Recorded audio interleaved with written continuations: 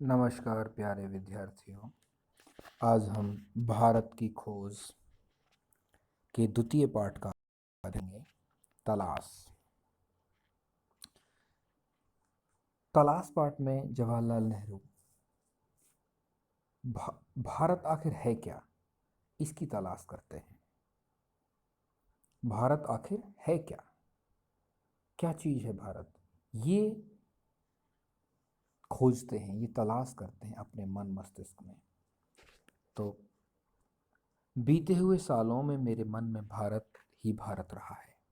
इस बीच मैं बराबर उसे समझने और उसके प्रति अपनी प्रतिक्रियाओं का विश्लेषण करने की कोशिश करता रहा हूँ।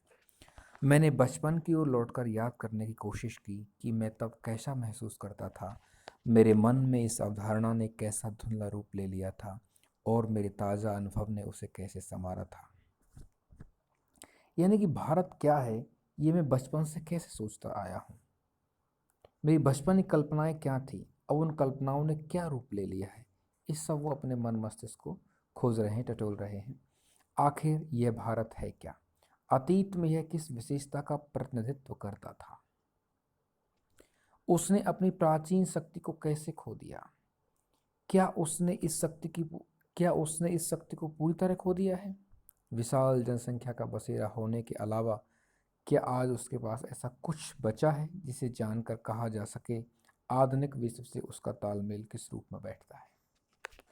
ये प्रश्न बहुत महत्वपूर्ण है। यहाँ पर जवाहरलाल नेहरू जी कहते हैं, अतीत में यह किस विशेषता का प्रतिनिधित्व करता था। यानी कि भारत विश्व गुरु रहा है। आखिर जब ये भारत विश्व गुरु था तो ऐसी कौन सी विशेषता थी जिसकी अगुवाई करता था, और उसने अब क्या खो दिया है कि वह गुलाम हो गया है, अपनी शक्ति को पूरी तरह खो दिया है। क्या यह केवल और केवल एक विशाल जनसंख्या बसेरा ही है, इसके अलावा और कुछ नहीं है। यदि कुछ और है तो वह क्या है। इस प्रकार के तमाम प्रश्नों में जवाहरलाल नेहरू जी यहाँ पर उलझे हुए हैं। भारत मेरे खून में रचा बसा था, भारत मेरे खून में रचा बसा था, इसके बावजूद मैंने उसे एक बाहरी आलोचक की नज़र से देखना शुरू किया। ऐसा आलोचक जो वर्तमान के साथ साथ अतीत के बहुत से अवशेषों को जिन्हें उसने देखा था नापसंद करता था। एक हद तक मैं उस तक पश्चिम के रास्ते से होकर पहुंचता था। मैंने उसे उसी भाव से देखा जैसे संभवतः किसी पश्चिमी मित्र ने देखा। मेरे भीतर शंकाएं सिर उठा रही थीं। क्या मैंने भारत को जान लिया था, मैं जो उसके अतीत की विरासत के बड़े हिस्से को खारिज करने का साहस कर रहा था। लेकिन अगर भारत के पास वह कुछ नहीं होता जो बहुत जीवंत और टिकाऊ रहा है, वह बहुत कुछ जो सार्थक है, जो भारत का वजूद उस रूप में नहीं होता जैसा आज है, और वह हजारों वर्ष तक अपने सभ्य अस्तित्व की पहचान इस रूप में कदापि बनाए नहीं रख सकता था, वह विशेष तत्व आखिर क्या है। जवाहरलाल नेहरू कहते हैं कि भारत मेरे खून में रचा बसा था, मेरे कण कण में भारत था। लेकिन फिर भी मैंने उसे एक बाहरी आलोचक के दृष्टिकोण से देखना शुरू किया ताकि मैं सही से उसका मूल्यांकन कर सकूं। ऐसे आलोचक जो वर्तमान के साथ साथ अतीत के बहुत से अवशेषों को जिन्हें उसने देखा था नापसंद करता था। यानी हमारे भारत के वर्तमान समय से आज से लगभग 400-500 साल पहले, 800 साल पहले या 1000 साल पहले बहुत सी ऐसी गलत चीज़ें हुई जो शायद नहीं होती तो भारत अपनी इस दुरावस्था को प्राप्त नहीं करता। इन सब चीज़ों को उन्होंने देखने का प्रयास किया है। एक हद तक मैं उस तक पश्चिम के रास्ते से होकर पहुंचा था। मैंने उसे उसी भाव से देखा जैसे संभवतः किसी पश्चिमी मित्र ने देखा होता। अर्थात हमारे जो अन्य देशों के जो लोग हैं, यदि वे उस भारत में आते और इस प्रकार से भारत को देखकर कुछ लिखते तो ठीक ऐसे ही मैंने उसके बारे में लिखा है, जानकारी प्राप्त जो मेरे पास थी। कहने का तात्पर्य यह हुआ कि यदि कोई बाहर से व्यक्ति आता और इस पुस्तक को लिखता, भारतीय खोज पुस्तक को, तो वह यहाँ की जानकारी एकत्रित करता। ठीक वैसे ही मैंने किया। मेरे भीतर भी शंकाएं थीं। क्या मैंने भारत को जान लिया है, मैं जो उसके अतीत की विरासत के बड़े हिस्से को खारिज करने का साहस कर रहा था। लेकिन अगर भारत के पास वह कुछ नहीं होता तो बहुत जीवंत और टिकाऊ रहा है। यानी कि भारत का अतीत है, वह भी संपूर्ण तो गलत नहीं था, वह भी जीवंत था, टिकाऊ था। वह बहुत कुछ जो सार्थक है, यानी कि अतीत में बहुत कुछ सार्थक रहा है, बहुत कुछ अच्छा रहा है, तो भारत का वजूद उस रूप में नहीं होता जैसा आज है, और वह हजारों वर्ष तक अपने सभ्य अस्तित्व की पहचान इस रूप में कदापि नहीं बनाए रख सकता था। यानी कि ऐसा क्या है जो उस अस्तित्व को भी, हजारों लाखों वर्ष पुराने उस अस्तित्व को भी भारत बनाए हुए है, आज भी वे है। आखिर वह तत्व क्या है, आखिर वह मूल बात क्या है जिसके माध्यम से हजारों लाखों वर्षों की अच्छाई को भारत बनाए हुए है। मैं भारत के उत्तर पश्चिम में स्थित सिंधु घाटी में मोहनजोदड़ो के एक टीले पर खड़ा था। मेरे चारों तरफ उस प्राचीन नगर के घर और गलियां बिखरी थीं जिसका समय 5000 वर्ष पहले बताया जाता है।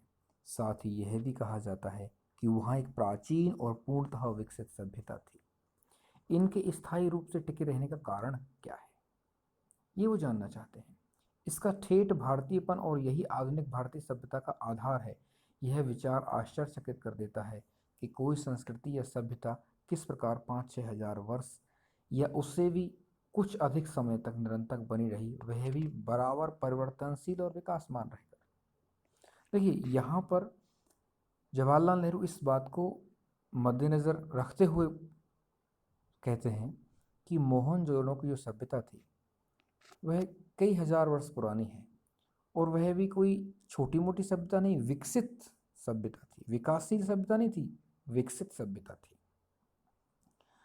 और लगातार परिवर्तनशील रही और विकासमान रही। उनके संबंध पूरे विश्व के लोगों से थे। फारस, मिस्र, ग्रीस, चीन, अरब, मध्य एशिया और भूमध्य सागर के लोगों से उनका बराबर निकट संपर्क रहा। उनके व्यापार वगैरह होता रहता था। यद्यपि भारत ने उन्हें प्रभावित किया और स्वयं भी उनसे प्रभावित हुए, फिर भी उसका सांस्कृतिक आधार इतना मजबूत था कि वह हिला नहीं। इस मजबूती का रहस्य क्या है? यानी कि नेहरू जी ये कहना चाहते हैं कि इतने सारे देशों के साथ इस सभ्यता के लोग, मोहनजोदड़ो की सभ्यता के लोग व्यापार करते थे, उनका आपस में रहना सहना था। उन्होंने उनसे भी कुछ सीखा, उनकी सभ्यता के कुछ अंशों को लिया और अपनी सभ्यता के कुछ अंशों को उन्हें दिया, लेकिन फिर भी वे अपने मूल अस्तित्व को, हम भारतीय किस प्रकार बचा पाए, इस मजबूती का रहस्य क्या था? आखिर वो इतनी मजबूती थी क्या जो हम अपने अस्तित्व को आज भी कायम रखे हुए हैं? मैंने भारत का इतिहास और उसके विशाल प्राचीन साहित्य कुछ अंशों को पढ़ा। मुझ पर विचारों की तेजस्विता, भाषा की स्पष्टता और उसके पीछे सक्रिय मस्तिष्क की समृद्धि ने गहरा प्रभाव डाला। मैंने उन पराक्रमी यात्रियों के साथ भारत की यात्रा की जो सुदूर अतीत में यहाँ चीन तथा पश्चिमी और मध्य एशिया से आए थे और अपनी यात्राओं की दास्तान छोड़ गए थे। मैं पूर्वी एशिया, अंगकोर, बोरोबुदुर और बहुत सी जगहों में भारत की उपलब्धियों के बारे में सोचने लगा। देखिए, यहाँ पर नेहरू जी कहते हैं कि मैंने भारत के इतिहास को, कुछ कुछ अंशों को पढ़ा है और कुछ साहित्य को भी पढ़ा है, जिसे हम इतिहास के रूप में देखते हैं। मुझ पर विचारों की तेजस्विता, भाषा की स्पष्टता और उसके पीछे सक्रिय मस्तिष्क की समृद्धि ने गहरा प्रभाव डाला। यानी जो कुछ मैंने इतिहास और साहित्य में पढ़ा है, उसने मेरे ऊपर बहुत प्रभाव डाला।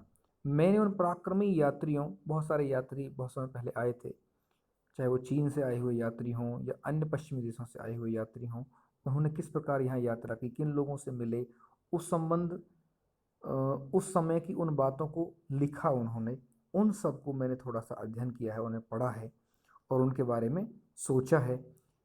तो वो कहते हैं कि आखिर वो सब क्या था। उन सब को मद्देनजर रखते हुए वो कहते हैं कि मैं उस हिमालय पर घूमता रहा जिसका पुराने मिथकों और दंत कथाओं के साथ निकट संबंध है। यानी कि हमारा जो हिमालय है, हमारे भारत का गौरव है, हमारा मस्तिष्क है। उसमें हिमालय ने हमारे देश में, यानी हमारे देश को, भारत देश को जानना है तो हिमालय को जानना परम आवश्यक है, क्योंकि हिमालय में रहने वाले ऋषि मुनियों ने हमारे देश की राजनीतिक, आर्थिक और सांस्कृतिक व्यवस्था में बहुत परिवर्तन किया है, और जिसने हमारे विचारों और साहित्य को बहुत दूर तक प्रभावित किया। पहाड़ों के प्रति मेरे प्रेम ने और कश्मीर के साथ मेरे खून के रिश्ते ने मुझे उनकी ओर विशेष रूप से आकर्षित किया। इस महान पर्वत से निकलकर भारत के मैदानों में बहने वाली भारत की विशाल नदियों ने मुझे आकर्षित किया और इतिहास के अनगिनत पहलुओं की याद ताज़ा की। वो कहते हैं कि मैंने जब पहाड़ों के विषय में थोड़ा समझा, सोचा, विचार किया और उससे निकलने के बाद जब मैं मैदानी इलाके में आया तो मैंने मैदानों को देखा, वहाँ से निकलने वाली नदियों को देखा। नदियों की क्या भूमिका रही है, जैसे उसमें आगे की पंक्ति में दिया है, इंदस या सिंधु, जिसके आधार पर हमारे इस देश का नाम पड़ा इंडिया और हिंदुस्तान। सिंधु नदी जो भारत के, आजकल पाकिस्तान भारत से निकल कर जाती है, पहले पाकिस्तान भारत में ही था, तो सिंधु नदी को वो लोग इंदस कहते थे, जिससे भारत का नाम इंडिया पड़ा। और सिंधु जिसे कहते थे, वही उसी नदी को, सिंधु को ही इंडस कहते थे, और सिंधु के नाम के आधार पर भारत का नाम हिंदुस्तान पड़ा। तो हम सिंधु के इस पार रहने वाले सभी व्यक्तियों को उस समय वे लोग हिंदुस्तानी कहते थे। और जिसे पार करके हजारों वर्षों से यहाँ जातियाँ और कबीले, काफिले और फौजें आती रहीं। अच्छा, एक बात और यहाँ पर नेहरू जी कहना चाहते हैं कि आखिर यहाँ ऐसा क्या था, सिंधु के इस पार, आखिर सिंधु नदी के इस पार आखिर ऐसा क्या था कि हजारों वर्षों से लोग, अनेक जातियाँ इधर आती रहीं और यहीं आकर बस गईं। ब्रह्मपुत्र इतिहास की मुख्य धारा से लगभग फटी हुई पर पुरानी कहानियों में आज भी जीवित, उत्तर पूर्वी पहाड़ियों के हृदय में पड़ी गहरी दरारों के बीच से बर्फस मार्ग बनाती हुई भारत में प्रवेश करती हैं और फिर पहाड़ों और जंगलों में भरे मैदानों के बीच शांत रमणीय धारा के रूप में बहने लगती है यमुना। यमुना जिसके चारों ओर नृत्य, उत्सव और नाटक से संबद्ध न जाने कितनी पौराणिक कथाएं एकत्र हैं। यानी भगवान श्री कृष्ण, ये सारा साहित्य भगवान श्री कृष्ण के ऊपर लिखा हुआ सारा साहित्य यमुना किनारे ही है, जहाँ पर अनेक प्रकार के पौराणिक कथाएं हैं, नृत्य, उत्सव, महारास, ये सब हैं। ये सब भारतीय संस्कृति की विरासत है। आखिर ये क्या है, ये उनके मस्तिष्क में चल रहा है। इन सब से बढ़कर है भारत की नदी गंगा, जिसने इतिहास के आरंभ से ही भारत के हृदय पर राज किया है और लाखों की तादाद में लोगों को अपने तटों की ओर खींचा है। गंगा नदी को देखिए, शुरू से ही गंगा नदी भारतीयों की पूजनीय माता के रूप में रही है, जिसने शुरू से ही भारतीयों को अपनी तरफ आकर्षित किया है। प्राचीन काल से आधुनिक युग तक गंगा की गाथा भारत की सभ्यता और संस्कृति की कहानी है। मैंने पुराने स्मारकों और भग्नावशेषों और पुरानी मूर्तियों और भित्ति चित्रों को देखा। यहाँ पर नेहरू जी कहते हैं कि मैंने बहुत सारी ऐसी पुरानी चीज़ें देखी, कुछ इमारतें देखी, जैसे ताजमहल है, लाल किला है, और बहुत सारी इमारतें हैं। जैसे चित्रों को देखा, अजंता, एलोरा, एलिफेंटा की गुफाओं को देखा, अन्य स्थानों को देखा। क्योंकि ये जब बनाए गए होंगे, इन सभी चीज़ों का जब निर्माण किया गया होगा, तो भारतीय संस्कृति कैसी थी, कितनी मजबूत थी, वह अब इतनी मजबूत क्यों नहीं है, ये सारी बातें उनके मस्तिष्क में चल रही हैं। मैंने आगरा और दिल्ली में कुछ समय बाद बनी खूबसूरत इमारतों को भी देखा, जहाँ का प्रत्येक पत्थर भारत के अतीत की कहानी कह रहा था। यानी अजंता और एलोरा गुफाएं जब बनी थी, उनसे कुछ शताब्दियों बाद या कुछ वर्षों बाद यहाँ पर लाल किला, ताजमहल वगैरह जो बने, उन सब के जो पत्थर हैं वह भी कुछ कह रहे हैं, यानी बहुत कुछ कह रहे हैं। यानी भारत तब भी बहुत महान था। मैं अपने शहर इलाहाबाद में या फिर हरिद्वार में महान स्नान पर्व कुंभ मेले में और देखता हूँ कि वहाँ अब भी सैकड़ों और हजारों की तादाद में लोग आते हैं, वैसे ही जैसे हजारों वर्ष से उनके पुरखे गंगा स्नान करने के लिए भारत के सभी कोनों से आते रहे हैं। देखिए, ये भी एक विचित्र बात है, आखिर भारत की संस्कृति की वह कौन सी बात है जिसमें गंगा नदी में लाखों वर्षों से लोग आते हैं, वह त्यौहार, वह तीज त्यौहार बने हुए हैं, चाहे पूर्णिमा पर जाना हो, पूर्णिमा स्नान हो, चाहे अमावस्या स्नान हो, चाहे कुंभ का स्नान हो, लोग फिर भी वहाँ आते हैं और लगातार आते हैं। कितने ही लोग बदले, कितने ही राजा बदले, कितने ही शासन प्रशासन बदले, आखिर वह कौन सी मजबूत बात है जो उस समय से लेकर आज भी वर्तमान रूप में भी चल रही है। मुझे 1300 साल पहले चीनी यात्रियों और कुछ दूसरे लोगों द्वारा लिखे गए इन पर्वों के वर्णनों की याद आ जाती है। कुछ वर्षों पहले फाइयान वगैरह चीनी यात्री आए थे, उन्होंने भी भारत की जब यात्रा की तो अपनी यात्राओं में इन चीज़ों का वर्णन किया, उनके विषय में भी नेहरू जी को याद है। गो कि उस समय भी ये मेले पुराने पड़ चुके थे और अनजाने प्राचीन काल में गुम हो गए थे। मुझे हैरत होती थी कि वह कौन सी प्रबल आस्था थी जो हमारे लोगों को अनगिनत पीढ़ियों से भारत की इस प्रसिद्ध नदी की ओर खींचती रही है। आखिर गंगा नदी में ऐसा क्या है, ऐसी वह कौन सी आस्था है जो पीढ़ियों से भारतीयों को अपनी तरफ खींचती चली आई है। इन सब बातों को नेहरू जी सोच रहे हैं और ये सोचने वाली बात है, क्योंकि इन चीज़ों को यदि हम नहीं सोच सकते तो हमारी भारत की खोज पूरी हो ही नहीं सकती। मेरे अध्ययन की पृष्ठभूमि के साथ इन यात्राओं और दौरों ने मिलकर मुझे अतीत में देखने की अंतर्दृष्टि दी।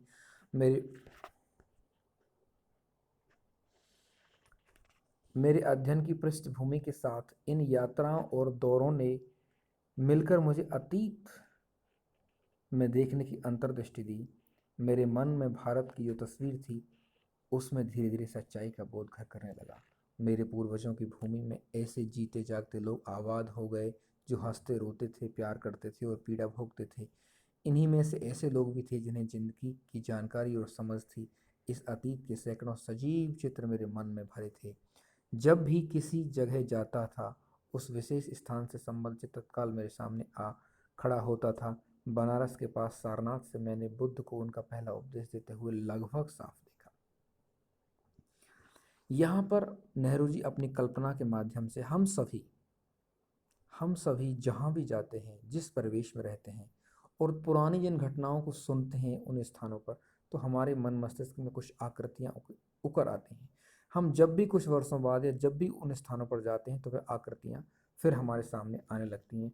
उन्हीं बातों को यहाँ पर नेहरू जी कह रहे हैं कि महात्मा बुद्ध ने सारनाथ में पहले उपदेश हजारों वर्ष पूर्व दिए होंगे, लेकिन मुझे ऐसा लगा कि जैसे मैं उन उपदेशों को साफ साफ देख रहा हूँ। 2500 वर्ष का फासला तय करके उनके कुछ अविलिखित शब्द जैसे दूर से आती प्रतिध्वनि की तरह मुझे सुनाई पड़े।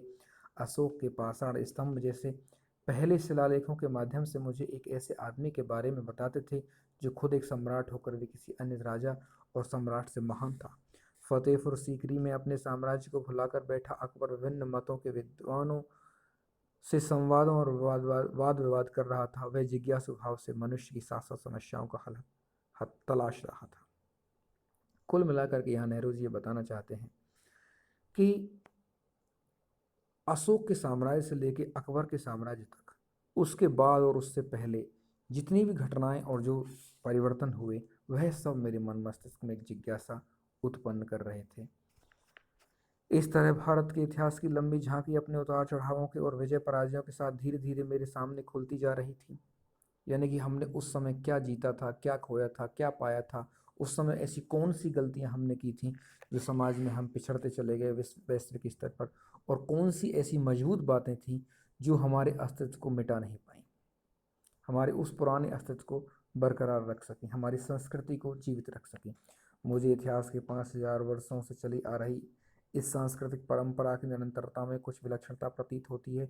यह परंपरा जो दूर दूर तक जनता में फैली थी और जिसने उस पर गहरा प्रभाव डाला था। आखिर ऐसा क्या था इस हमारी भारतीय सांस्कृतिक परंपरा में जो आज भी लोगों के समक्ष मजबूती से अपने अस्तित्व को बचाए हुए है। अब इसका द्वितीय पाठ है, इसी में भारत की शक्ति और सीमा। भारत की शक्ति क्या है और भारत की लिमिट क्या है, सीमा क्या है, इसके बारे में हम नेहरू जी के परिदृश्य से देखते हैं, समझते हैं। भारत की शक्ति के स्रोतों और उसके पतन और नाश के कारणों की खोज लंबी और उलझी हुई है। यानी जब भारत, हम जो अतीत को देखते हैं कि भारत जब इतना महान था, उसकी संस्कृति इतनी महान थी, तो आखिर ऐसा क्या हुआ कि भारत का पतन हुआ, नाश हुआ। इसके बहुत सारे कारण हैं और बहुत उलझे हुए कारण हैं।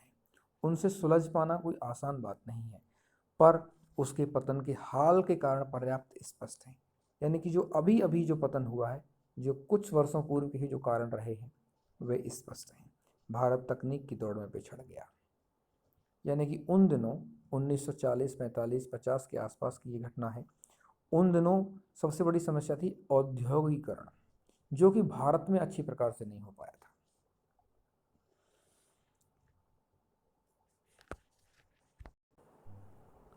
और भारत तकनीक की दौड़ में पिछड़ गया और यूरोप जो तमाम बातों में हमसे पीछे था, लेकिन उसने तकनीक प्रगति के मामले में हमसे आगे निकल गया और वह हम पर आज राज कर रहा है। इस तकनीक विकास के पीछे विज्ञान की चेतना थी। यानी कि जो पश्चिमी देशों ने जो विकास किया,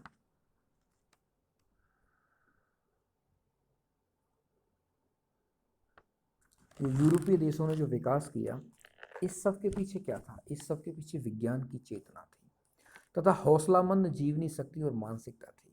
अर्थात निरंतर खोज करने की उनकी प्रवृत्ति थी। नई तकनीकों ने पश्चिम यूरोप के देशों को सैनिक बल दिया और उनके लिए अपना विस्तार करके पूर्व पर अधिकार करना आसान हो गया।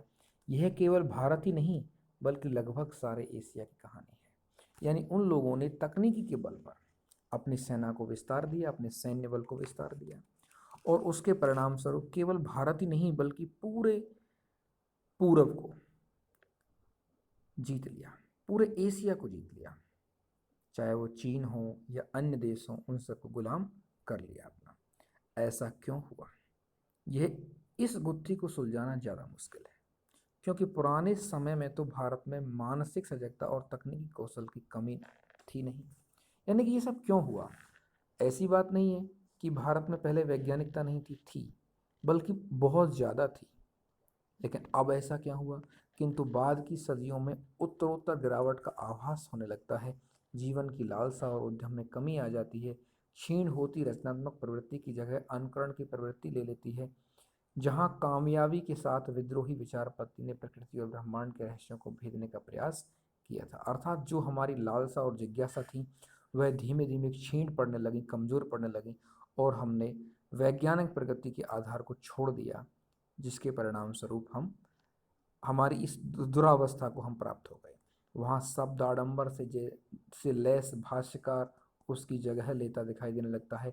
भव्य कला और मूर्ति निर्माण का स्थान जटिल पच्चीकारी वाली सावधानी से की गई नक्काशी लेने लगी। प्रभावी किंतु सरल, सजीव और समृद्ध भाषा की जगह अत्यंत अलंकृत और जटिल साहित्य ने ले ली। यानी कुछ परिवर्तन हुए, जो सार्थक परिवर्तन थे, जो समय के अनुरूप होने चाहिए थे, वे समय के अनुरूप न होकर उनकी जगह कुछ अन्य चीज़ों ने ले ली। जैसे जो शब्द भंडार से लैस भाष्यकार थे उसकी जगह लेता है।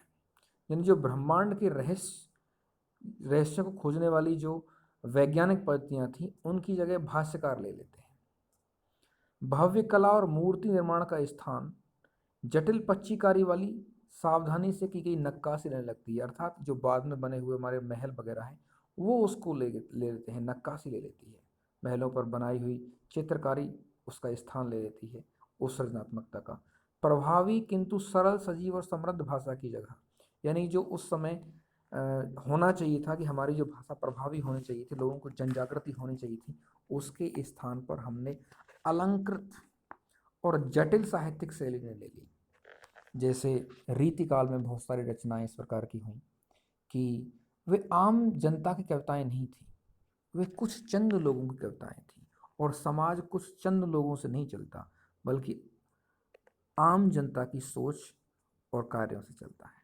तो आम जनता की सोच वहाँ पर दब गई और हमारे भारत आज इस दुरावस्था में पहुँच गया। साहसिक कार्यों की लालसा और छलकती हुई जिंदगी, जिसके कारण सुदूर देशों में भारतीय संस्कृति का प्रचार संभव हो सका था, क्षीण हो चले। यानी हमने अपनी मेहनत के बल पर दूर दूर के देशों में अपनी संस्कृति और अपनी विचारधाराओं को फैलाया। अब हम वहाँ जाना छोड़ दिया, जिससे हमारी संस्कृति का प्रचार प्रसार कम हो गया, कमज़ोर हो गया और उसके स्थान पर महासागरों को पार करने पर रोक लगाने वाली संकीर्ण रूढ़िवादिता ने जन्म लिया। और दूसरा हमने क्या किया कि हम जो विदेशों में जब यात्रा करते थे साहसिक कार्यों के माध्यम से, क्योंकि उस समय विदेशों में यात्रा करना, समुद्र को पार करना एक साहसिक कार्य था, वो हमारी महानता थी। लेकिन हमारी संकीर्ण विचारधाराओं ने सागर को धर्म से इस प्रकार जोड़ दिया कि हमने सागर पार करने को अच्छा नहीं माना और जिसके परिणाम स्वरूप हम पिछड़ गए। जांच पड़ताल की विवेकपूर्ण चेतना लुप्त हो गई और अतीत की अंधी मूर्ति पूजा ने उसकी जगह ले ली। देखिए, भेड़ चाल में कभी नहीं चलना चाहिए। हमारा समाज जिस दिन भेड़ बन जाता है, भेड़ चाल यानी बिना सोचे समझे कुछ भी करने लगता है, तो वहीं उन्नति खत्म हो जाती है। वो कहते हैं कि जांच पड़ताल, हम कोई भी कार्य कर रहे हैं तो उसकी हमें जांच पड़ताल कर लेनी चाहिए, अपनी तर्क बुद्धि पर उसे उतार लेना चाहिए, उसके परिणाम और परिणामों को समझ लेना चाहिए। लेकिन हमने क्या किया, हमने अंधी मूर्ति पूजा की। अंधी मूर्ति पूजा ने हमारी उस तर्क शक्ति का स्थान ले लिया। अतीत के विकट भार ने उसे कुचल कर रख दिया और वह एक तरह की मूर्छा से ग्रस्त हो गई, यानी हमारी जो विचारधारा थी वह उसे मूर्छा आ गई। उसने अपनी तेजस्विता को खो दिया। मानसिक जड़ता और शारीरिक थकावट की इस हालत में भारत का ह्रास होने लगा। यानी हमारी जो मानसिक जड़ता थी, हमारी जो बुद्धि थी, जो तर्कशीलता थी, हमारी बुद्धि की जो बुद्धिमत्ता थी, वह कमज़ोर हो गई, वह रूढ़िवादिता में बदल गई, वह मूर्ति पूजा और अंधभक्ति में लग गई और हमारा जो शरीर था वह थकान महसूस करने लगा। इसी रूप में हमारे भारत का ह्रास हो गया, वह गतिहीन और जड़ हो गया। गतिहीन रुक गया, हमारा विकास रुक गया, और जब विकास रुक जाता है तो सब कुछ नष्ट हो जाता है, जड़ हो गया। जबकि विश्व के दूसरे हिस्से प्रगति के पथ पर बढ़ते चले गए। यानी जो अन्य देश थे, जो यूरोपीय देश थे, वे सभी अपनी गति से, अपनी अपनी गति से उन्नति करते चले गए और हमसे आगे निकल गए। किंतु यह स्थिति का पूरा और पूर्णतः सही सर्वेक्षण नहीं है। यहाँ पर जवाहरलाल नेहरू जी ये बताते हैं कि हमसे आखिर क्या गलतियां हुई, हमने ऐसा क्यों किया, हमने अपनी बुद्धिमत्ता, जो हमारी वैज्ञानिकता थी, हमने उसे छोड़ करके क्यों अंधभक्ति में हम आए, जिसके परिणाम स्वरूप हम पिछड़ गए, अन्य देशों से पिछड़ गए। लेकिन वो कहते हैं कि ये पूरा सत्य नहीं है, ये कुछ अर्ध सत्य है। किंतु यह स्थिति का पूरा और पूर्णतः सही सर्वेक्षण नहीं है। यदि केवल जड़ता और गतिहीनता का एक रस और लंबा दौर रहा होता तो उसका नाता अतीत से पूरी तरह टूट जाता। यानी कि यदि केवल और केवल ऐसा ही होता कि हम सब कुछ नष्ट कर चुके थे, हम सब कुछ भूल चुके थे, तो हमारा जो पुराना अस्तित्व था वह आज नहीं होता, जिसे हम आज भी याद करते हैं, उससे हमारा नाता ही टूट चुका होता। एक युग का अंत और उसके ध्वंसावशेषों पर किसी नई चीज का निर्माण होता। इस तरह का क्रम भंग नहीं हुआ, यानी ऐसा नहीं हुआ कि हमारा पूरा समाज बिल्कुल डूब गया हो, हम बिल्कुल सब कुछ भूल गए हों, ऐसा नहीं हुआ। हाँ, विकास कुछ रुका, लेकिन धीमे धीमे कहीं ना कहीं उसका विकास होता रहा और हमारी जो कुछ चीज़ें थीं वह जीवित रहीं और भारत में भी निरंतरता बनी रही। इसके अलावा समय समय पर पुनर्जागरण के दौर आते रहे।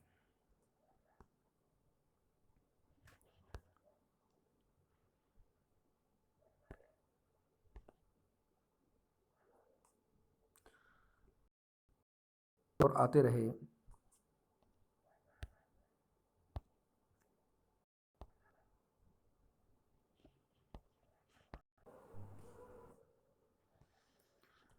पुनर्जागरण के जो दौर आते रहे, नए और समझने और उसे अनुकूल बनाकर कम से कम पुराने के उस अंश के साथ जिसको करने लायक समझा गया,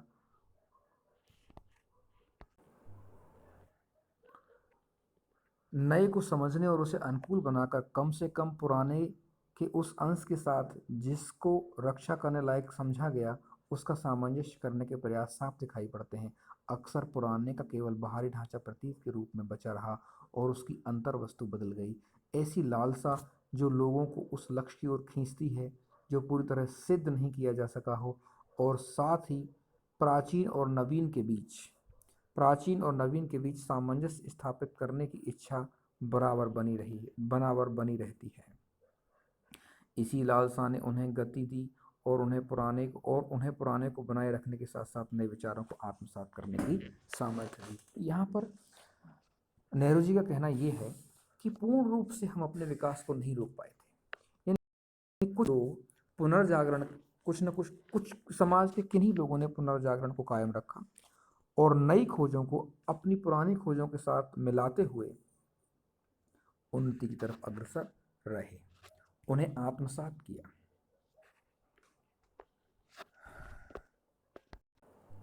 और उसी का परिणाम है कि हम अपने पुराने अस्तित्व से कटे नहीं, उस पुराने अस्तित्व को बिल्कुल समाप्त नहीं कर पाए, बल्कि उसको कहीं ना कहीं थोड़ा बहुत जीवित रख सके।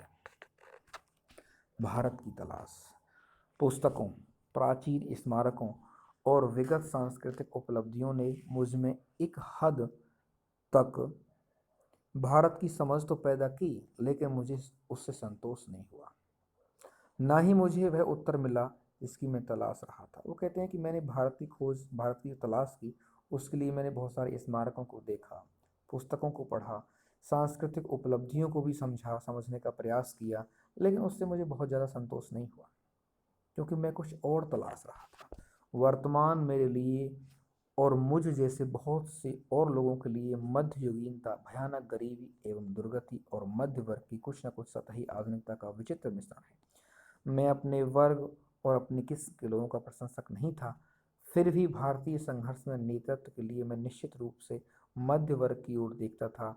यह मध्य वर्ग स्वयं को बंदी और सीमाओं में जकड़ा हुआ महसूस करता था। यानी वो कहते हैं कि मैं उस अतीत को भी देख रहा था, उस परिवर्तन को भी देख रहा था, लेकिन मैं उस सब से संतुष्ट इसलिए नहीं था क्योंकि वर्तमान समय में देख रहा था कि भारत की क्या दुर्गति है, गरीबी ने कैसा तांडव मचा के रखा है, किस तरह लोगों की दुर्गति हो रही है, और खुद तरक्की और विकास करना चाहता था। अंग्रेजी शासन के ढांचे के भीतर ऐसा न कर पाने के कारण उसके भीतर विद्रोह की चेतना पनपी, लेकिन यह चेतना उस ढांचे के खिलाफ नहीं थी जिसने हमें रौंद दिया था। यह लोगों के मन में कुछ परिवर्तन तो था, लेकिन यह परिवर्तन सार्थक नहीं था, सीधा नहीं था, और यही कारण था कि हमारे देश को आज़ाद होने में बहुत समय लग गया। ये उस ढांचे को बनाए रखना चाहते थे और अंग्रेजों को हटाकर संचालन करना चाहते थे। यानी कि बहुत सारे लोग ऐसे थे जो भारत को आज़ाद तो करना चाहते थे, लेकिन अंग्रेजों की बनाई हुई उसी पद्धति में स्वयं राज करना चाहते थे। ये मध्य वर्ग के लोग इस हद तक इस ढांचे की पैदाइश थे कि उसे चुनौती देना या उसे उखाड़ फेंकने का प्रयास करना इनके बस की बात नहीं थी। यानी एक बहुत बड़ा वर्ग ऐसा था जो इस पूरे के पूरे सिस्टम को तहस नहस नहीं करना चाहता था, बल्कि इसी के ऊपर स्वयं राज करना चाहता था, अंग्रेजों को हटा करके। नई ताकतों ने सिर उठाया और वे हमें ग्रामीण जनता की ओर ले गई। पहली बार एक नया और दूसरे ढंग का भारत उन युवा बुद्धिजीवियों के सामने आया जो इसके अस्तित्व को लगभग भूल ही गए थे या उसे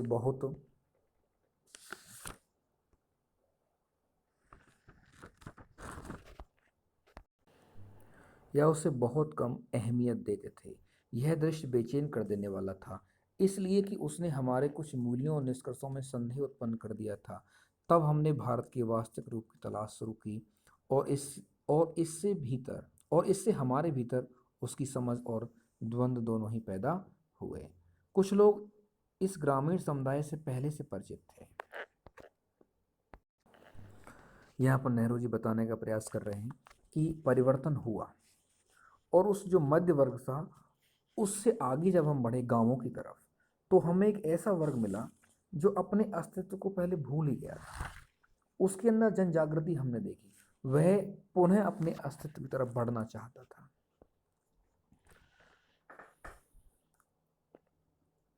और तब कहीं जाकर के हमारे मन मस्तिष्क में यह बात आई कि हमें यहीं से अपने वास्तविक भारत की तलाश शुरू करनी चाहिए, अर्थात हमें इसी स्थान से जन जागृति की शुरुआत करनी चाहिए।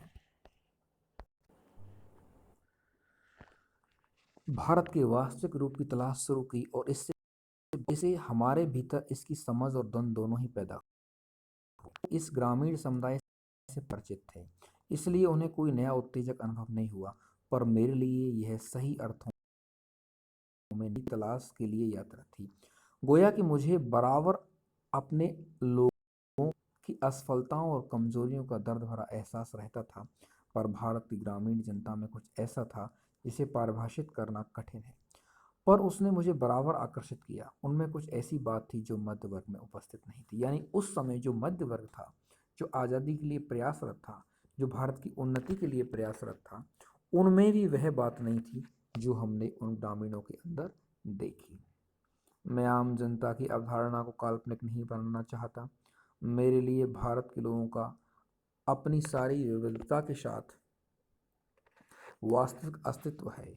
उनकी विशाल संख्या के बावजूद मैं उनके बारे में अनिश्चित समुदायों के नहीं, व्यक्तियों के रूप में सोचने की कोशिश करता हूँ क्योंकि मैंने उनसे बहुत अपेक्षाएं नहीं रखीं। शायद इसीलिए मुझे निराशा भी नहीं हुई। मैंने जितनी उम्मीद की थी उससे कहीं अधिक पाया।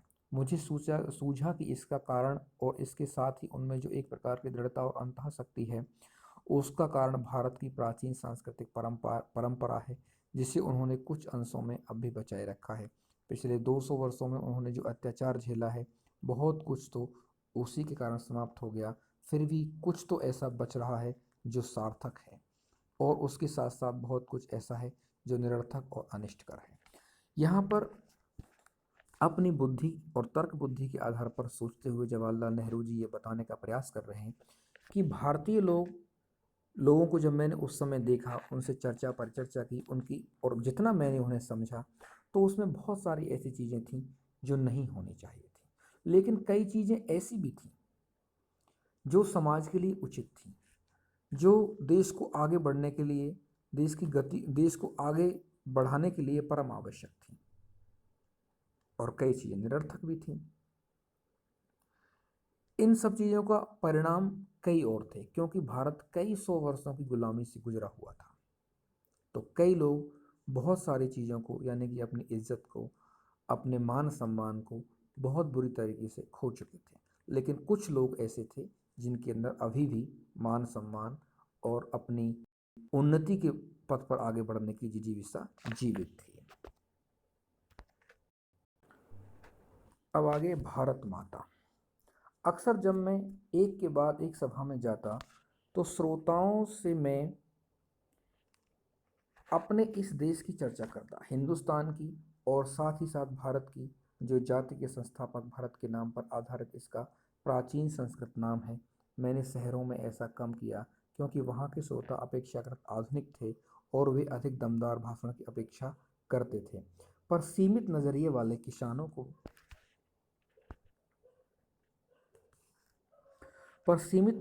किसानों को मैंने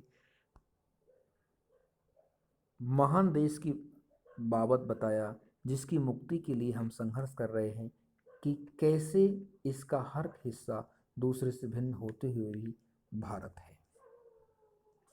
देखिए, यहाँ पर जवाहरलाल नेहरू ये बताने का प्रयास कर रहे हैं कि जब हम लोग जन जागृति के दौरान भारत की जगह जगह पर यात्राएं कर रहे थे, सभाएं कर रहे थे, भाषण दे रहे थे, लोगों को समझा रहे थे, उस समय मैं कई बार अपने श्रोताओं से यह चर्चा करता कि भाई ये हिंदुस्तान है क्या? क्या ये केवल राजा भरत के नाम पर पड़ा हुआ भारत है, या उससे कहीं अधिक है, या उसके समान है? आखिर ये भारत है क्या? लेकिन मैं यह बात अक्सर ग्रामीण अंचल में ही करता था, क्योंकि शहरी जो लोग थे वह हमसे कुछ और ऊंची बातों की अपेक्षा करते थे। मैंने उन्हें उत्तर से दक्षिण और पूर्व से पश्चिम तक किसानों की सामान्य समस्याओं की जानकारी दी, और उस स्वराज की भी, जो कुछ विशेष लोगों के लिए नहीं, सबके लिए, भारत के हर हिस्से के लिए एक सा होगा। देखिए, यहाँ पर स्वराज की बात की है। स्वराज की बात हमारे अन्य पूर्वज भी किया करते थे, जिनमें शिवाजी महाराज। तो कहीं ना कहीं हमारा वो अस्तित्व, यानी जिसको हम 1940, 45, 42, 50 के आसपास जिन चीज़ों को हम सोच रहे हैं, वह चीज़ें 16वीं 17वीं शताब्दी में भी विद्यमान थी, लेकिन वो कितनी बढ़ पाई और कितनी नहीं बढ़ पाई, इन सब बातों पर सोचने की आवश्यकता है। तो यहाँ पर जवाहरलाल नेहरू किसानों की समस्याओं से सबको रूबरू करवाते हैं और बताने का प्रयास करते हैं कि स्वराज होता क्या है। मैंने उन्हें सुदूर उत्तर पश्चिम में खैबर पास से कन्याकुमारी या कैप कोमरिन तक अपनी यात्रा के बारे में बताया। मैंने बताया कि कैसे हर जगह मुझसे किसानों ने एक सवाल पूछे, क्योंकि उनकी समस्याएं समान थीं: गरीबी, कर्ज, निहित स्वार्थ, जमींदारी, महाजन, भारी लगान और कर, पुलिस के अत्याचार, और ये सब उस ढांचे में लिपटे हुए थे जिसे हमारे ऊपर विदेशी हुकूमत ने आरोपित किया था। यहाँ पर जवाहरलाल नेहरू ये बताने का प्रयास करते हैं कि सबसे बड़ी बात तो ये है कि भारत की उन्नति तभी हो सकती है जब हम किसानों को मुख्य धारा में लेकर के आए। किसानों को छोड़ करके भारत की उन्नति कभी भी हो ही नहीं सकती, क्योंकि किसान भारत की आत्मा है, और कोई भी व्यक्ति अपनी आत्मा को छोड़ करके आगे नहीं बढ़ सकता, क्योंकि शरीर सजीव तभी तक है जब तक उसके पास उसकी आत्मा है। तो भारत की आत्मा उसके किसान हैं। किसानों को निकालने के कारण है, निकालने का मतलब है निर्जीव, भारत का निर्जीव हो जाना। तो यहाँ पर जवाहरलाल नेहरू यह कह रहे हैं कि किसानों से जब मैं उनकी समस्याओं के बारे में चर्चा करता रहा तो कुछ किसानों की समस्याएं, लगभग पूरे देश के किसानों की समस्याएं एक जैसी थी। सबसे बड़ी बात थी गरीबी, कर्ज, लगातार कर्ज का बढ़ता हुआ किसानों के ऊपर, निहित स्वार्थ, जमींदारों के अपने निहित स्वार्थ, कुछ लोगों के निहित स्वार्थ, जमींदारी प्रथा। जमींदारी प्रथा उस समय की सबसे खतरनाक व्यवस्था थी। कुछ लोग हुआ करते थे जो छोटी छोटी ज़मीनें छोटे छोटे किसानों को दे के रखते थे और उसका एक बहुत बड़ा भाग अनाज का अपने पास रखते थे। महाजन, भारी लगान और कर, पुलिस के अत्याचार, जबरदस्ती पुलिस के माध्यम से कर लिया जाता था, अत्याचार, अनेक प्रकार के अत्याचार किए जाते थे, बेगार कराई जाती थी।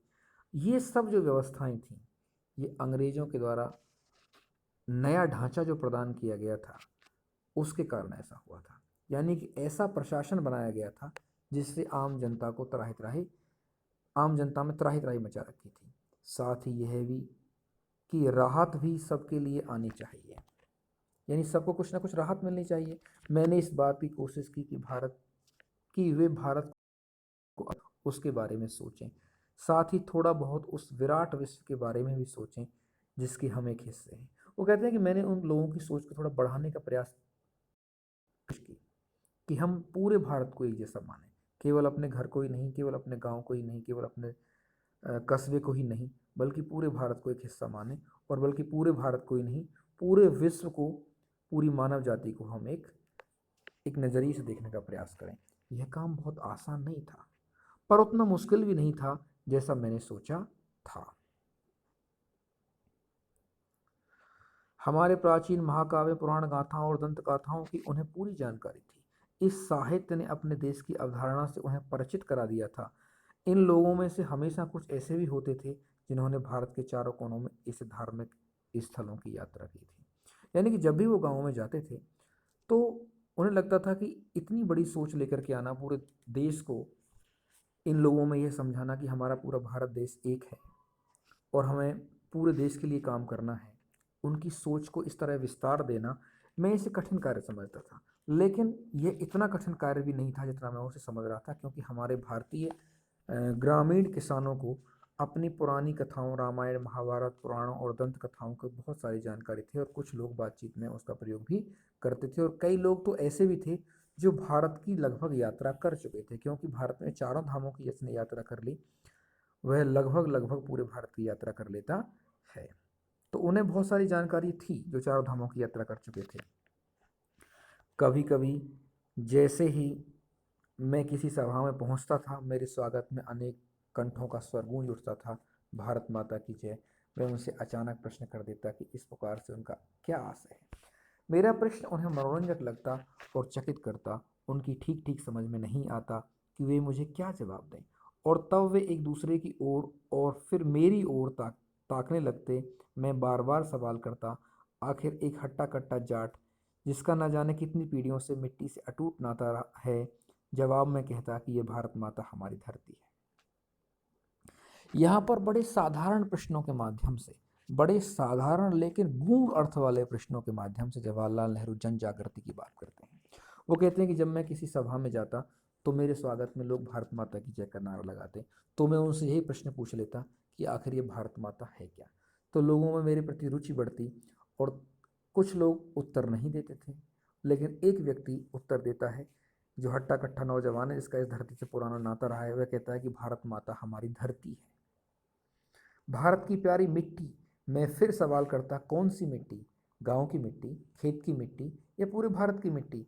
उनके गांव के टुकड़े की, या जिले की, राज्य की,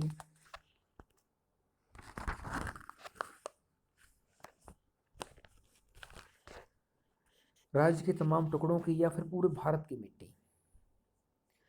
प्रश्नोत्तर का यह सिलसिला तब तक चलता जब तक वे प्रयत्न करते रहते और आखिर में कहते कि भारत सब कुछ तो है ही जो उन्होंने सोच रखा है, उसके अलावा भी बहुत कुछ है।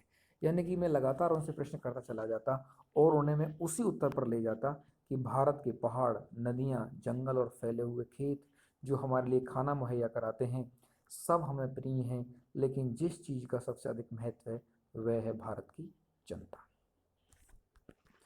क्योंकि जब तक जनता है तब तक सब कुछ वो निर्माण कर लेती है।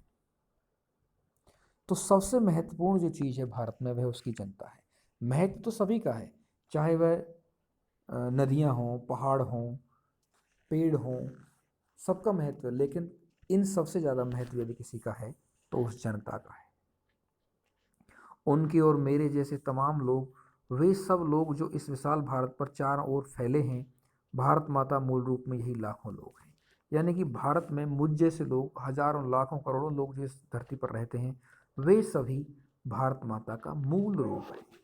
और उसकी जय का अर्थ है इसी जनता जनार्दन की जय। अर्थात जब हम ये बोलते हैं कि भारत माता की जय, तब इसका तात्पर्य यह है कि हम भारत में स्थित समस्त मनुष्यों, पशु पक्षी, नदी पहाड़, सभी की जय हम कर रहे होते हैं। मैंने उससे कहा कि तुम भारत माता के हिस्से हो, एक तरह से तुम खुद ही भारत माता हो। यानी जब मैं उन लोगों को यह समझाता था कि तुम स्वयं भारत माता हो, तुम भारत माता के हिस्से हो, तो उनके अंदर, उनके दिमाग में धीरे धीरे यह बात बैठ जाती और उनकी आंखें चमकने लगती और उनमें, और मानो उन्हें ऐसे लगता जैसे हमने कोई महान खोज कर ली हो। अर्थात वह यह समझ जाते कि भारत माता हम ही हैं, क्योंकि हमसे ही भारत बना है। और जब हम भारत माता की जय करते हैं तो हम अपनी ही जय करते हैं, अपनी ही उन्नति की बात करते हैं।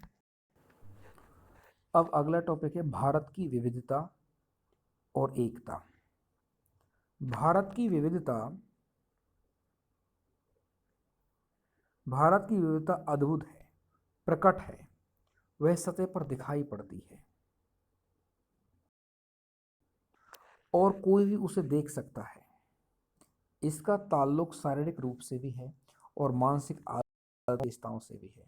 भारत से देखने पर उत्तर पश्चिमी इलाके के पठान और सुदूर दक्षिण के वासी तमिल में बहुत कुछ समानता है।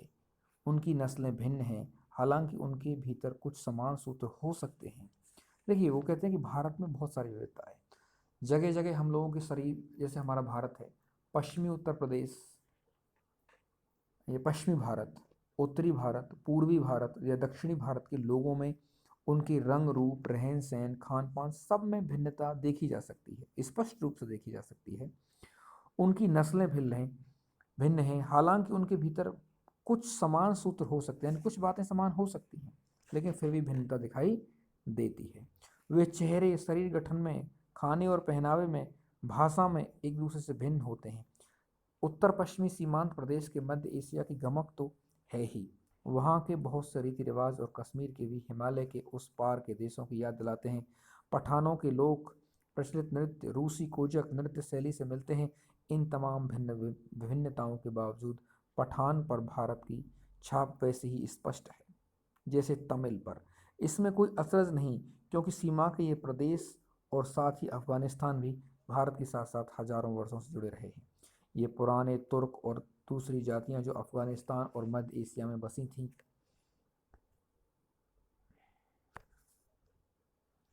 इस्लाम के आने से पहले बौद्ध थीं और उससे भी वैदिक काल में हिंदू थीं। यानी कि यहाँ पर ये बताना चाहते हैं नेहरू जी कि हमारी रहन सहन, खान पान, बोली भाषा सब कुछ भिन्न है और इन्हें स्पष्ट रूप से देखा भी जा सकता है। और सीमांत प्रदेशों में ये विशेष रूप से देखा जा सकता है, यानी कि जो भारत की सीमावर्ती जो देश थे, जैसे अफगानिस्तान है तो, या चीन वाला प्रदेश है, यानी कि इनमें स्पष्ट रूप से यह देखा जा सकता था कि वहाँ के रहन सहन, बोली भाषा सब में कुछ ना कुछ अलग था। और फिर ये भी कहते हैं कि उनमें एकता भी है कहीं ना कहीं, क्योंकि इस्लाम के आने से पहले जो लोग आज अफगानिस्तान वाली साइड में इस्लाम धर्म के अनुयायी हैं, वो उससे पहले बौद्ध थे, क्योंकि इस्लाम का प्रादुर्भाव तो 576 ईस्वी में हुआ है। उससे पहले वो बौद्ध थे, तो बौद्ध धर्म से पहले भी सनातन धर्म हिंदू थे वो। तो सीमांत क्षेत्र प्राचीन भारतीय संस्कृति के प्रमुख केंद्रों में से था।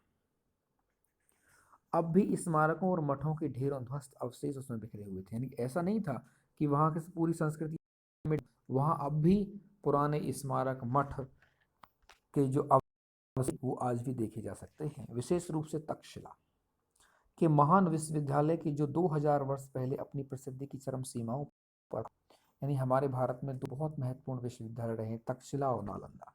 यहाँ पर पूरे विश्व से विद्यार्थी विद्या अध्ययन करने के लिए आते थे। सारे भारत के साथ ही एशिया के विभिन्न भागों से विद्यार्थी यहाँ खींचे आते थे।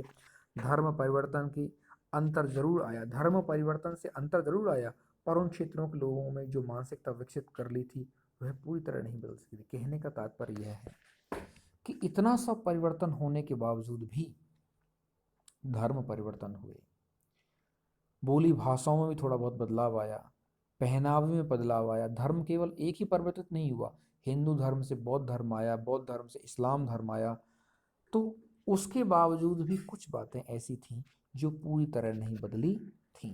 पठान और तमिल दो चरम उदाहरण हैं, बाकी की स्थिति कहीं इन दोनों के बीच में है। सबकी अपनी अलग अलग विशेषताएं हैं, पर सब पर इससे भी गहरी छाप भारतीयता की है। यानी सबकी अपनी अपनी कुछ अलग अलग बातें हैं, लेकिन इनके मूल में जब हम जाते हैं तो उनकी मुख्य छाप है भारतीयता। यह जानकारी बेहद हैरत में डालने वाली है कि बंगाली, मराठी, गुजराती, तमिल, आंध्र, उड़िया, असमी, कन्नड़, मलयाली, सिंधी, पंजाबी, पठान, कश्मीरी, राजपूत और हिंदुस्तानी भाषा भाषी जनता से बसा हुआ विशाल मध्य भाग कैसे सैकड़ों वर्षों से अपनी अपनी अलग अलग पहचान बनाए रहा। इसके बावजूद इन सब के गुण दोष कमोवेश एक से हैं। इसकी जानकारी पुरानी परंपरा और अवलेखों से मिलती है। अर्थात इतनी सारी भाषाएं हैं, सैकड़ों वर्षों से इन भाषाओं में परिवर्तन हुआ है, सब कुछ हुआ, इनमें गुण भी हैं, कमियां भी हैं, लेकिन फिर भी कहीं ना कहीं इनमें एक समानता पाई जाती है। और यह समानता हमें कहाँ से मिलती है? पुरानी परंपरा से मिलती है, पुराने अभिलेखों से मिलती है। साथ ही इस पूरे दौरान वे ऐसे भारतीय बने रहे हैं जिनकी राष्ट्रीय विरासत एक ही थी और उनकी नैतिक और मानसिक विशेषताएं भी समान थी। यानी वे नैतिक और मानसिक विशेषताओं के रूप, भारतीय विशेषताओं के रूप में भी एक दूसरे से जुड़े रहे, बिल्कुल अलग नहीं हुए। इसीलिए हम कहते हैं कि विविधता में एकता। यानी भारत में बहुत सारी विविधता भी थी, लेकिन बहुत सारी एकता भी है। प्राचीन चीन की तरह प्राचीन भारत अपने आप में एक दुनिया थी, एक संस्कृति और सभ्यता थी जिसने तमाम चीज़ों को आकार दिया। भाव आए, अक्सर उस संस्कृति को प्रभावित करके उसी में जज्ब हो गए। जब भी विघटनकारी तत्व उभरे, तत्काल उन्होंने सामंजस्य खोजने के प्रयास को बढ़ावा दिया। सभ्यता के आरंभ से ही भारतीय मानस में एकता की स्वप्न ने अपनी जगह बनाए रखी। अर्थात जब भी लोग यहाँ पर भारत में आए, उन्होंने विघटन करने की सोचा, भारत को तोड़ने की सोचा, तो भारतीय संस्कृति ने उन्हीं का विलय कर लिया, अर्थात उन्हीं को अपने अंदर रचा बसा लिया, उनकी संस्कृति को अपने अंदर रचा बसा लिया और अपनी संस्कृति के अनुरूप उन्हें ढाल लिया।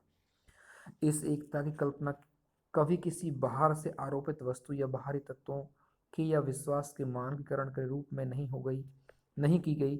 इसके अंतर्गत विश्वासों और रीति रिवाजों के प्रति अपार सहिष्णुता का पालन किया गया और साथ ही हर तरह की विविधता को मान्यता ही नहीं, प्रोत्साहन भी दिया गया।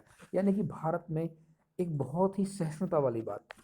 यानी जितनी भी मान्यताएं, संस्कृतियां यहाँ आई, उनको केवल समाहित ही नहीं किया, बल्कि उनको प्रोत्साहित भी किया, उनको बढ़ावा भी दिया। किसी एक देशीय समूह में चाहे वे कितने घनिष्ठ रूप में एक दूसरे से जुड़े हों, छोटी बड़ी भिन्नताएं हमेशा देखी जा सकती हैं। उस समूह की मूल एकता तब प्रकट होती है जब उसकी तुलना किसी अन्य देशीय समूह से की जाती है। यह बात अलग है कि अक्सर दो निकटवर्ती समूह की भिन्नता सीमांत इलाकों में या तो धुंधली पड़ जाती है या आपस में घुल मिल जाती है। यानी कि दो जो प्राचीन विभिन्नताएं होती हैं वह कहीं ना कहीं आपस में मिली हुई दिखाई देती हैं, जुड़ी हुई दिखाई देती हैं। प्राचीन और मध्य युग में आधुनिक राष्ट्र के विचार ने जन्म नहीं लिया था और सामंती, धार्मिक या जातीय संबंधों का महत्व अधिक था। फिर भी मेरा विचार है कि ज्ञात इतिहास में किसी भी समय एक भारतवासी भारत के किसी भी हिस्से में अपने ही घर किसी अकेलेपन की अनुभूति करता था। अर्थात जब भारतीय पूरे भारतवर्ष में यात्रा करते थे तो उन्हें बिल्कुल भी ऐसा महसूस नहीं होता था कि वह किसी दूसरे राष्ट्र में आए हैं, बल्कि उन्हें ऐसा ही महसूस होता था कि हम अपने घर में ही हैं। यानी ये एक मुख्य बात थी, उन्हें ऐसा लगता था कि हम अपने ही घर में हैं। जब किसी भी दूसरे देश में पहुंचकर जब वह अजनबी और परदेसी महसूस करता था, उन देशों में जाकर उन्होंने कुछ दूर तक उसकी संस्कृति या धर्म को अपना लिया था, उसे अजनबीपन का बोध निश्चय ही कम होता था। वे लोग जो किसी गैर भारतीय धर्म को मानने वाले थे या भारत में आकर यहीं बस गए, कुछ ही पीढ़ियों के गुजरने के दौरान स्पष्ट रूप से भारतीय जैसे हो गए, जैसे यहूदी, पारसी और मुसलमान। यानी जो लोग भारत को बांटने के रूप में आए थे, वे लोग भी यहाँ बस गए और कुछ ही पीढ़ियों के बाद, 2-3 पीढ़ियों के बाद यहीं भारत के मूल निवासी के रूप में यहीं रह गए। यानी कि हमारी संस्कृति ने उनका विलय कर लिया। यही भारत की विविधता में एकता है। जिन भारतीयों ने इन धर्मों को स्वीकार कर लिया, वे भी धर्म परिवर्तन के बावजूद भारतीय ही बने रहे। यानी कुछ लोग ऐसे भारतीय थे जिन्होंने यहूदी धर्म स्वीकार कर लिया, पारसी धर्म स्वीकार कर लिया या मुसलमान धर्म स्वीकार कर लिया, लेकिन इसका मतलब यह नहीं था कि उन्होंने भारतीयता को छोड़ दिया था। वह मूल रूप से फिर भी भारतीय ही रहे, क्योंकि मनुष्य अपनी आत्मा को नहीं छोड़ सकता और भारतीयता हम सबकी आत्मा है।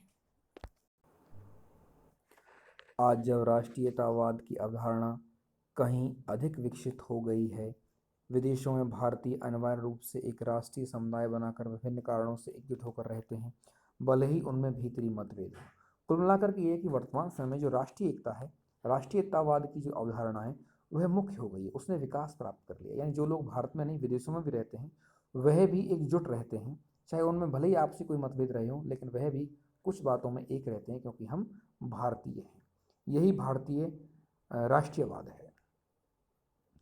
एक हिंदुस्तानी ईसाई कहीं भी जाए, उसे हिंदुस्तानी माना जाता है। इस प्रकार किसी हिंदुस्तानी मुसलमान को तुर्की, अरब, ईरान या किसी भी अन्य देश में जहां इस्लाम धर्म का प्रभुत्व हो, हिंदुस्तान ही समझा जाता है। अर्थात विदेशों में भी उन सबको अलग अलग धर्मों के होने के बावजूद भी उनको भारतीय ही माना जाता है, क्योंकि उनकी मूल प्रवृत्ति भारतीय ही है। मेरे ख्याल से हम सबके मन में अपनी मातृभूमि की अलग अलग तस्वीरें हैं और कोई दो आदमी बिल्कुल एक जैसा नहीं सोच सकते। जब मैं भारत के बारे में सोचता हूँ तो मेरे मन में बहुत सी बातें आती हैं। मैं सोचता हूँ दूर दूर तक फैले मैदानों और उन पर बसे अनगिनत छोटे गांवों के बारे में, उन कस्बों और शहरों के बारे में जिनकी मैंने यात्रा की थी।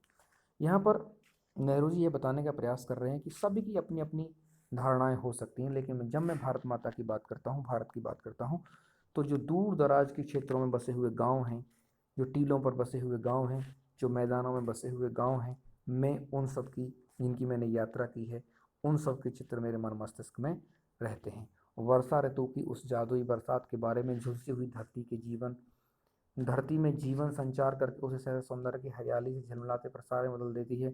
यानी किस प्रकार से वर्षा ऋतु जब आती है तो झुलसी हुई धरती में भी नवीन प्रकार की जीवन शक्ति, जीविका प्रदान कर देती है वर्षा ऋतु, क्योंकि उसमें घास हरियाली हो जाती है। विशाल नदियों और उनके बहते जल के बारे में, ठंड की चादर से लिपटे खैबर पास के बारे में, भारत के दक्षिणी सिरे के बारे में, लोगों के बारे में, सबसे ज़्यादा बर्फ़ की टोपी पहने हिमालय के या वसंत ऋतु में कश्मीर किसी पहाड़ी घाटी के बारे में जो नवजात फूलों से लदी होती है। अर्थात उनका जो भारतीयता को देखने का जो परिदृश्य है, नदी नाले, दूर दराज के गाँव, उन सब से संबंधित है। और जिसके बीच में कलकल खलकल करता झरना बहता है, हम अपनी पसंद की तस्वीर बनाते हैं और उसे सहेज कर रखते हैं।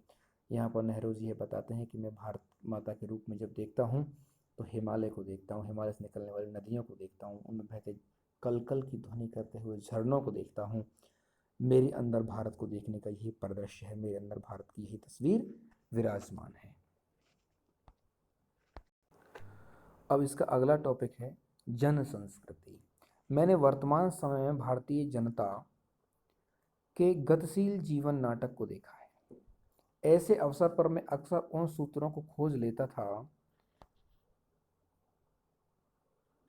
जिनसे उनका जीवन अतीत से बना है, जबकि उनकी आंखें भविष्य पर टिकी रहती थीं। हर जगह मुझे एक सांस्कृतिक पृष्ठभूमि मिली जिसका जनता के जीवन पर बहुत गहरा असर था। इस पृष्ठभूमि में लोक प्रचलित दर्शन, परंपरा, इतिहास, मिथक और पुराकथाओं का मेल था, और उनमें से किसी को दूसरे से अलग अलग करके देख पाना संभव नहीं था। पूरी तरह अशिक्षित और निरक्षर लोग भी इस पृष्ठभूमि में हिस्सेदार थे। लोक प्रचलित अनुवादों और टीकाओं के माध्यम से भारत के प्राचीन महाकाव्य रामायण और महाभारत और अन्य ग्रंथ भी जनता के बीच दूर दूर तक प्रसिद्ध थे। यहाँ पर जवाहरलाल नेहरू ये बताने का प्रयास करते हैं कि जो भारत की जन संस्कृति थी, जो भारत की लोगों की जो संस्कृति थी, वह बड़ी विचित्र थी।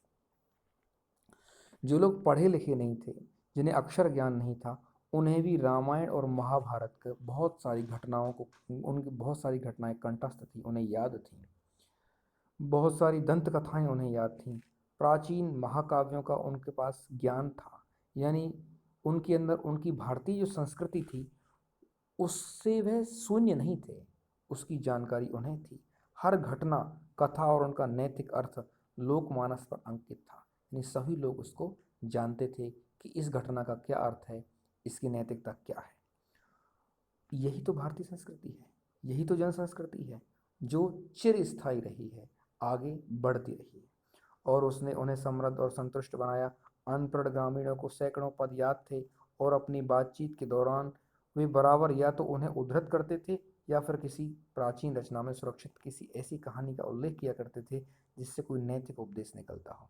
यानी कि हमारे बीच में कई सारी शताब्दियों में हमारे भारतीय लोगों ने अपने आप को बहुत दीनहीन समझा, लेकिन कहीं ना कहीं हमारे समाज के कुछ ऋषियों ने, कुछ मुनियों ने, कुछ संतों ने, जैसे कबीर, तुलसी, सूर या अन्य ऐसे लोग रहे हों जिन्होंने जन जागृति के माध्यम से जनमानस तक भारतीय संस्कृति को बनाए रखा, भारतीय संस्कृति की घटनाओं को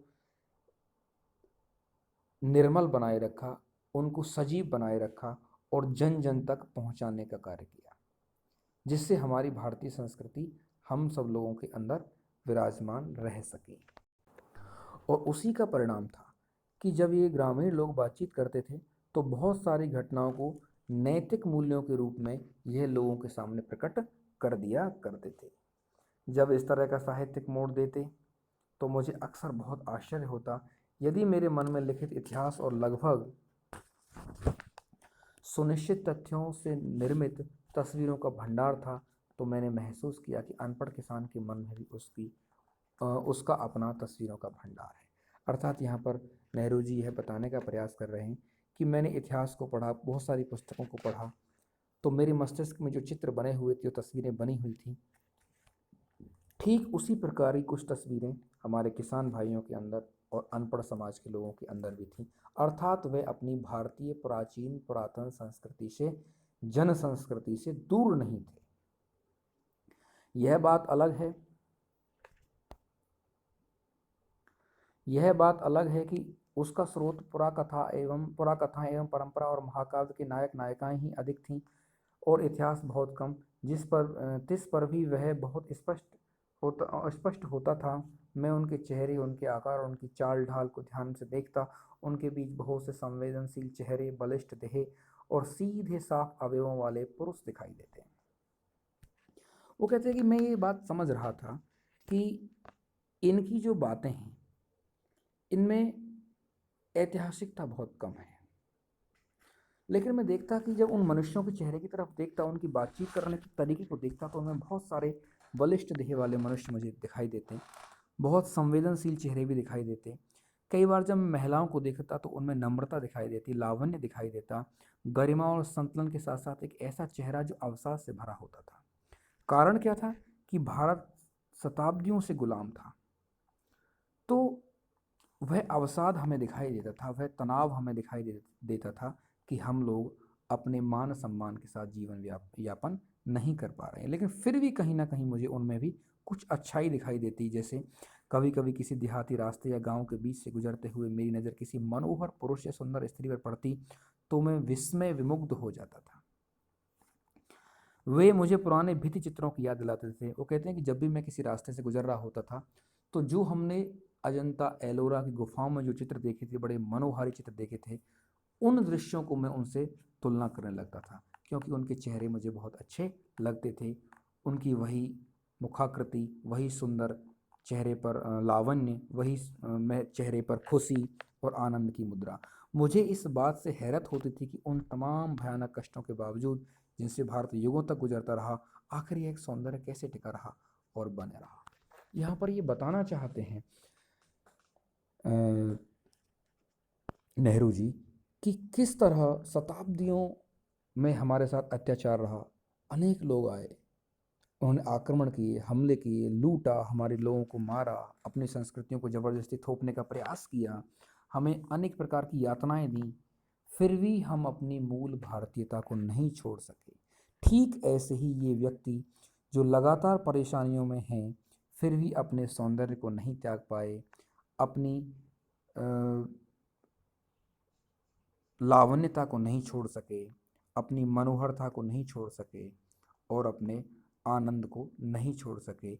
इन लोगों को साथ लेकर हम क्या नहीं कर सकते, बशर्ते इनके हालात बेहतर हों।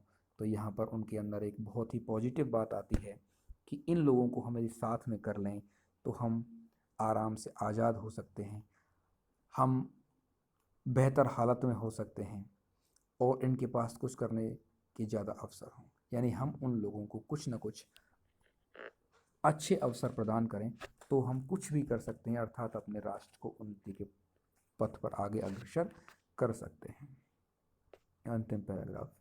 चारों ओर गरीबी और उससे पैदा होने वाली अनगिनत विपत्तियां फैली थीं। देखिए, गरीबी अपने आप में एक बहुत बड़ा संकट है। गरीबी आती है तो बहुत सारी समस्याओं को अपने साथ लेकर के आती है और इसकी छाप हर माथे पर थी। यानी हर व्यक्ति इस बात से परेशान था, अपनी गरीबी से बदहाल था, बदहवास था, जिंदगी को कुचलकर विकृत और भयंकर रूप दे दिया था। यानी लगातार तनाव रहने से जो मनुष्य की जो जीने की शैली थी उसे उस शैली में न रह करके उसे एक भयानकता दे दी थी। इस विकृति से तरह तरह के भ्रष्टाचार पैदा हुए और लगातार अभाव और असुरक्षा की स्थिति बनी रहने लगी। यानी कि इससे बहुत सारे भ्रष्टाचार उत्पन्न हुआ समाज में, क्योंकि जब समाज में गरीबी आती है तो अत्याचार बढ़ता है और अत्याचार के परिणाम स्वरूप भ्रष्टाचार उत्पन्न होता है, असुरक्षा की भावना उत्पन्न होती है, लूट खसोट जैसी स्थितियां पनपती हैं। यह सब देखने में सुखद नहीं था। यानी यह सब उस समय चल रहा था, प्रचलित था, जो कि बिल्कुल भी अच्छा नहीं था। पर भारत की असलियत यही थी, लेकिन वास्तविकता भी यही थी। इस असलियत से नकारा नहीं जा सकता था। स्थितियों को समर्पित भाव से स्वीकार करने की प्रवृत्ति प्रबल थी, पर साथ ही एक प्रकार की नम्रता और भलमनसाहत थी जो हजारों वर्ष की सांस्कृतिक विरासत की देन थी।